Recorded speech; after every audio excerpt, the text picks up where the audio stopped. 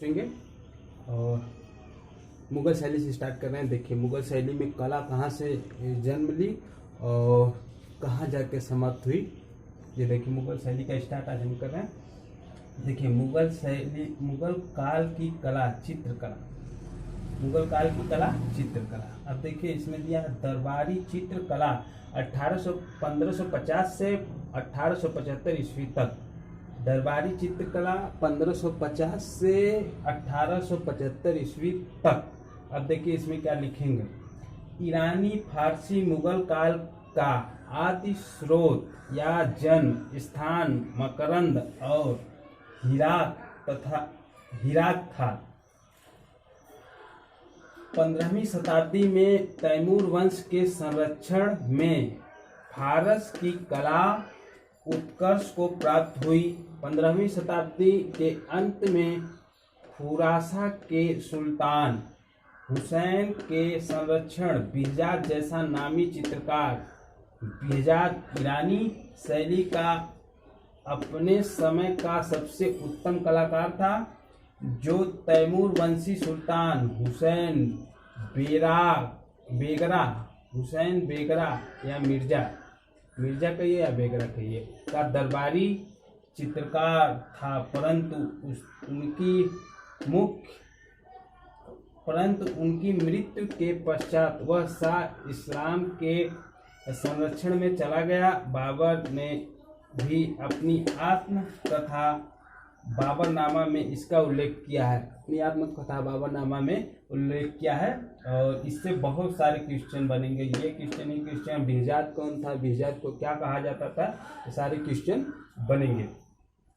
और देखिए अब यहाँ से इसके बाद शुरू होता है ईरानी शैली।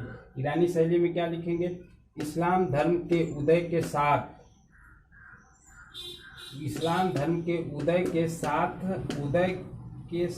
दो बार हो गया, इस्लाम धर्म के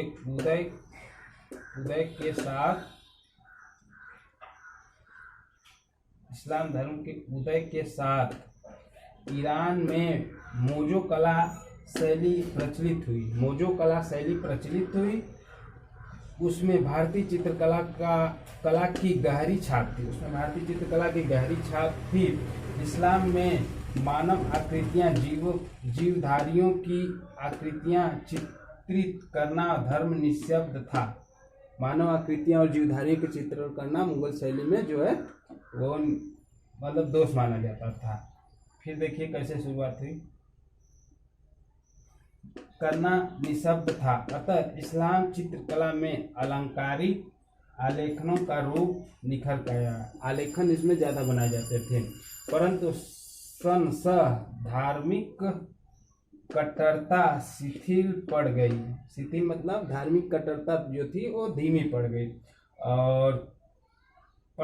पुष्प पत्तियां तथा पशु पक्षियों तथा मानवाकृतियों का भी अंकन प्रचलित हो गया। मानवाकृतियों का अंकन प्रचलित हो गया। अब आप देखें ईरानी कला की विशेषता, डालेंगे रेखांकन। ईरानी कला की विशेषता में पहला रेखांकन पड़ेगा, ईरानी कला की विशेषता। फिर उसके बाद पड़ेगा रेखांकन, पहला पॉइंट डाल के रेखांकन डालेंगे, फिर इसके बाद इसके बारे में लिखेंगे। देखिए ईरानी कला पर अजंता की भारतीय रेखांकन शैली तथा भारतीय छाप पड़ चुकी थी। ईरानी और इस शैली का इस्लामी नक्काशी की सूक्ष्म कला का भी प्रभाव था। ईरानी शैली रेखा पर आधारित थी। इसमें बारीक रेखाओं का प्रयोग है। अब देखिए दूसरा पॉइंट डालेंगे और लिखेंगे अलंकारिक विधान। अलंकारिक विधान में लिखेंगे ईरानी शैली के चित्रों में भावाभिव्यक्ति। देखिए ईरानी शैली के चित्रों में भावाभिव्यक्ति की अपेक्षा अलंकारिता अधिक है। वस्त्रों की बनावट तथा फरहान में यथार्थता नहीं है, अपितु अलंकारिक सौंदर्य है। इसमें अलंकारिक सौंदर्य। अब देखिए वर्ण विधान में क्या लिखेंगे, ईरानी चित्रों में सपाट रंग लगाए गए हैं। ईरानी चित्रकार आकृतियों की अपेक्षा आकृतियों को उभारने और गोलाई प्रदान करने के लिए छाया प्रकाश का प्रयोग नहीं करते थे, केवल सपाट अत्यधिक चटकीले अमिश्रित रंगों का प्रयोग करते थे, बिना मिक्स किए रंग लगाते थे।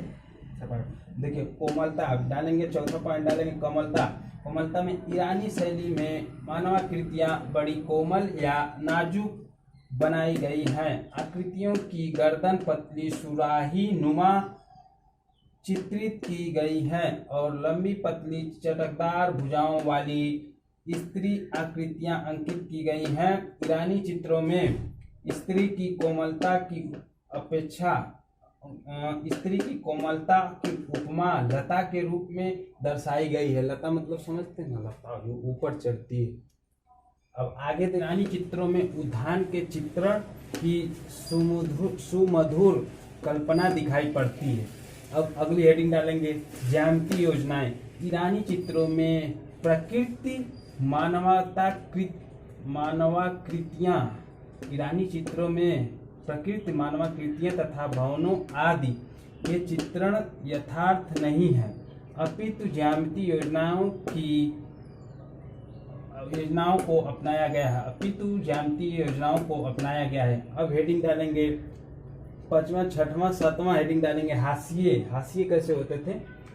ईरानी चित्रों के चारों ओर हाशिए बनाने की प्रथा प्रचलित थी। चित्रों के हाशिए अलंकारिक अभिप्रायों, आखेट दृश्यों, पशु पक्षियों से अलंकृत किए गए हैं। इन हाशियों में सुनहरे रंग का प्रयोग मनोरम है। अब देखिए भवन कैसे थे? ईरानी कला में भवन कैसे थे? ईरानी चित्रों में भवन मेहराबदार जानते हैं, जैसे मंदिर का वो बना होता है ना, ये वैसा मेहराबदार, जालियां युक्त तथा फूल पत्तियों की नक्काशी के काम से अलंकृत बनाए गए हैं। भवनों की दीवारों में एक एक ईंट तथा कच्ची कारी को बड़ी बारीकी से दर्शाया गया है। इन भवनों में नीले, हरे एवं श्वेत आदि शीतल वर्णों का प्रयोग किया गया है। अब देखिए आकृतियां, हेडिंग पढ़ेंगी आकृतियां। हेडिंग डालेंगे ईरानी कला की विशेषता में हेडिंग डालेंगे, क्या हेडिंग रहेगी? आकृतियां। 9वां हेडिंग है आकृतियां। आकृतियां कैसी थी? ईरानी शैली में मानवता आकृतियों के चेहरे प्राय गोल तथा पौने 2 चश्म बनाए गए हैं, जिसमें छोटी आंखें, पतली लंबी नाक तथा पतले उदर वाले छोटे मुंह बीवक का चित्रण किया गया है। चेहरे गोलाई युक्त है और उनमें गठनशीलता का अभाव है। अब नेक्स्ट हेडिंग देखेंगे वस्त्र कैसे थे? ईरानी शैली में प्रायः आकृतियों को लबादा या चोंगा पगड़ी तथा कुल्हड़दार साफा पहने हुए चित्रित किया गया है। चोंगा पगड़ी कुल्हा ये सब है। अब देखिए आकृति भेद में क्या है? स्त्री तथा पुरुष आकृतियों में रूप का अंतर दर्शाने के लिए केश विन्यास वाले तथा दाढ़ी मूंछों आदि से पृथकता दर्शाई गई है। मूंछों के आदि की पृथकता दर्शाई गई है, अन्यथा उसकी शारीरिक रचना में भेद नहीं दर्शाया गया है। अब अगली हेडिंग देखें, अभी क्या होता है? देखिए लेख कैसे थे ईरानी कला में? ईरानी शैली के चित्रों में चित्रकारों के नाम तथा चित्रों के विषय में संबंधित विवरण तथा कविता आदि भी रेखांकित कर दी जाती थी, जो आयात कर सफेद पट्टी के ऊपर अंकित कर दिया जाता था। अब नेक्स्ट हेडिंग देखें संयोजन।